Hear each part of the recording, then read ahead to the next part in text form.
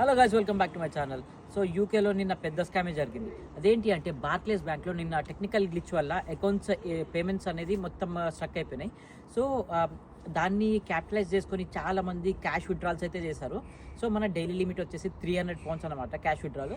So £300 వరకు మనకి cash withdrawal అయితే చేశారు. అండ్ చాలామంది అయితే మన ఈ గ్లిచ్ని క్యాపిటలైజ్ చేసుకొని గ్యాడ్జెట్స్ కానివ్వండి, చాలా యాక్సెసరీస్ అనేది ఆన్లైన్లో ఆర్డర్స్ అయితే ప్లేస్ చేశారు.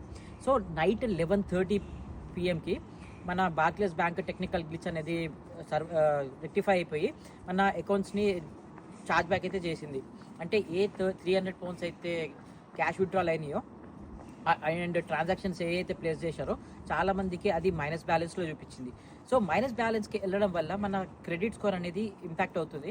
అండ్ ఒకవేళ మీకు బార్క్లేస్ బ్యాంక్తో కనుక మంచి రిలేషన్షిప్ ఉంటే కనుక అది మీ ఫ్యూచర్లో మీ క్రెడిట్ స్కోర్కి కానివ్వండి, క్రెడిట్ హిస్టరీకి కానీ అది చాలా ఇంపాక్ట్ అయ్యే ఛాన్సెస్ ఉన్నాయి. దానివల్ల మనకు వచ్చింది ఏమన్నా ఉందా అంటే ఒరిగింది ఏం లేదు. మన టైం అంతా మొత్తం బొక్క అయిపోయింది.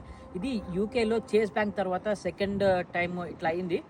సో చాలామందికి బ్యాంక్ అకౌంట్స్ ప్రాబ్లమ్స్ అయితే వచ్చినాయి. ఎందుకంటే రీసెంట్గా మంత్ ఎండ్ పేమెంట్స్ చేసే వాళ్ళకి కానివ్వండి, క్రెడిట్ కార్డ్ బిల్స్ పే చేసే వాళ్ళకి కానివ్వండి, చాలా ప్రాబ్లం అయితే ఫేస్ అయింది.